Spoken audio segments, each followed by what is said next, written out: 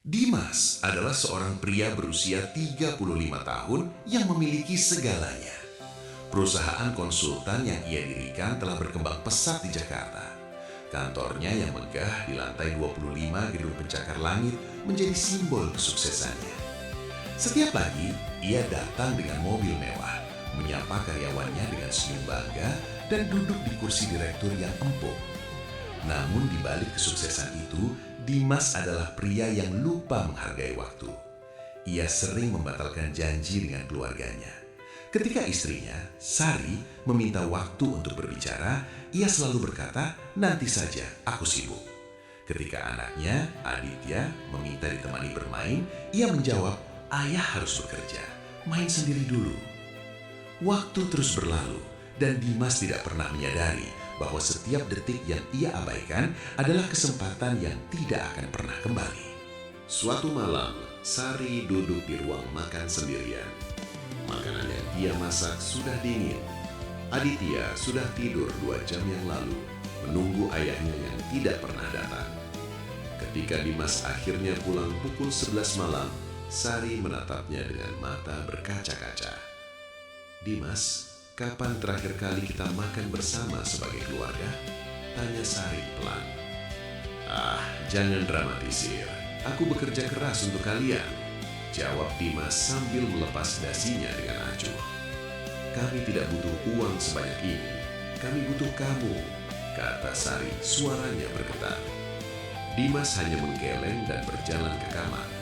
Ia pikir Sari terlalu sensitif.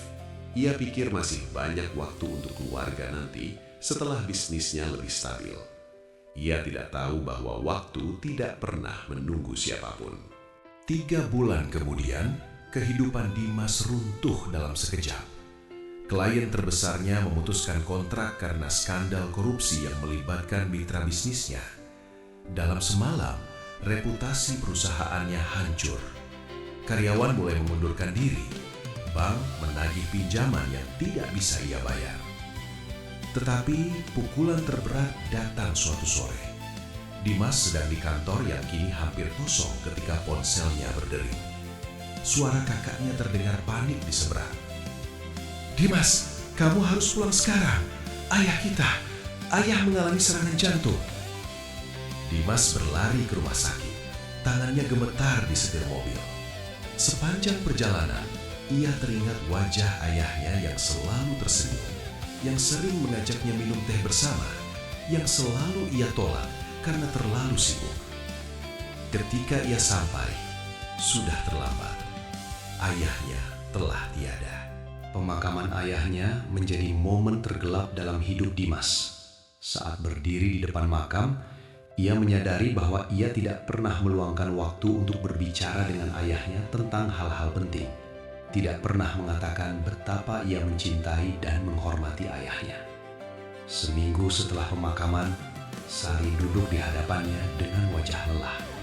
Di tangannya ada beberapa lembar kertas. "Dimas, aku sudah berpikir panjang. Aku dan Aditya akan tinggal di rumah ibuku untuk sementara. Aku butuh waktu sendiri," katanya dengan suara datar. Dimas terdiam. Ia ingin membantah, tetapi tidak ada kata yang keluar. Ia tahu ini salahnya. Ia telah mengabaikan orang-orang yang paling ia cintai. Dalam sebulan, Dimas kehilangan perusahaannya, ayahnya, dan keluarganya. Ia duduk sendirian di apartemen kecil yang ia sewa, menatap dinding kosong. Tidak ada lagi mobil mewah, tidak ada kantor megah, tidak ada yang tersisa kecuali penyesalan. Suatu pagi, Dimas berjalan tanpa tujuan di jalanan Jakarta. Kakinya membawanya ke sebuah taman tempat ia biasa bermain saat kecil.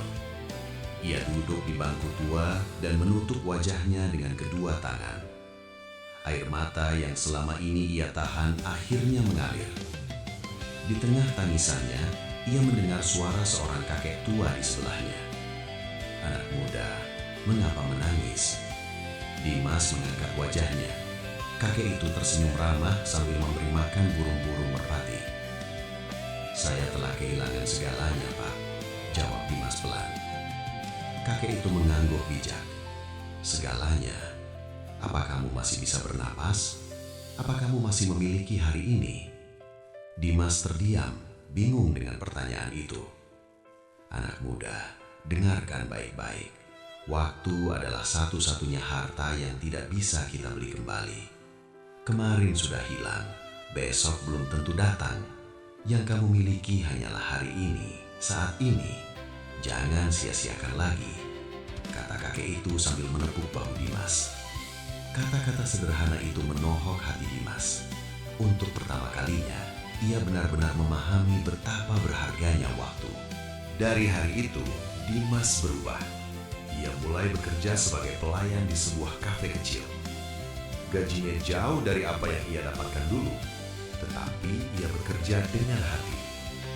Setiap hari, ia bangun dengan satu tujuan: menghargai setiap menit yang diberikan. Ia menulis surat untuk Sari dan Aditya setiap minggu, meminta maaf dan menceritakan perubahannya. Ia tidak memaksa mereka kembali, tetapi ia ingin mereka tahu bahwa ia telah belajar. 6 bulan berlalu. Suatu sore, pintu kafe terbuka dan Aditya masuk dengan Sari. Mata Dimas berkaca-kaca melihat mereka. Aditya berlari dan memeluknya erat. "Ayah, aku rindu," bisik Aditya. Dimas memeluk anaknya sambil menangis. Sari berdiri di belakang, tersenyum tipis dengan mata basah. "Kami ingin mencoba lagi, Dimas, tetapi dengan cara yang berbeda," kata Sari. Dimas mengangguk. Ia tahu bahwa ini adalah kesempatan kedua yang sangat langka.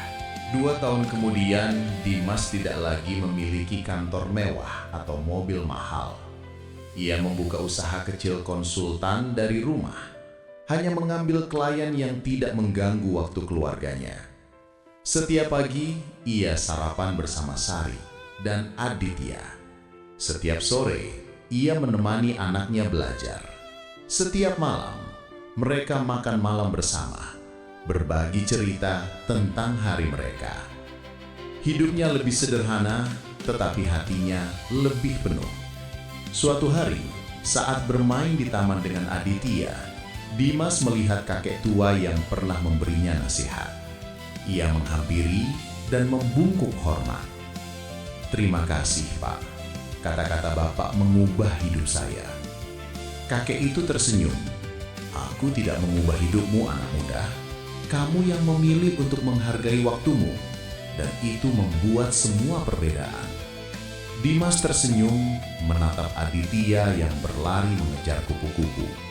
Ia akhirnya mengerti bahwa kekayaan sejati bukanlah uang atau status, tetapi waktu yang kita habiskan dengan orang-orang yang kita cintai.